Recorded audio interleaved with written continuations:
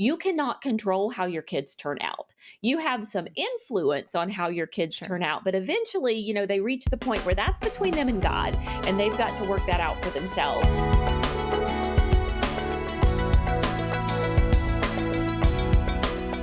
I just want to reiterate for these parents who are listening, the importance of really how important it is to know where you're going. Where are you headed with this homeschool thing? Yeah. And okay, so when I teach vision, it's not even so much about where you're headed, though I think that you end up at that point. Sure. But vision is more about what is the atmosphere of your home on a day-to-day basis. Because here's the deal. You cannot control how your kids turn out. You have some influence on how your kids turn out, but eventually, they reach the point where that's between them and God, and they've got to work that out for themselves. And so homeschooling isn't going to save us. And so what we have to do is we have to think about, if we want to reach a certain point, then what kind of atmosphere do we create in our home on a day-to-day basis to help us get to that point? So you have no control over whether or not you're actually going to get there.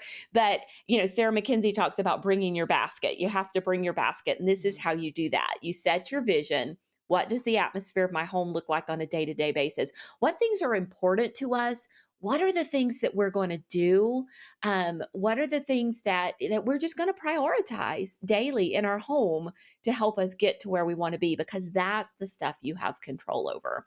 And so creating a homeschool vision, and, there are a number of ways you can do it, but my homeschool vision actually is just a number of statements that I've written, these kind of visional statements, and where I talk about what I want our priorities to be, what I want the atmosphere of our home to be like.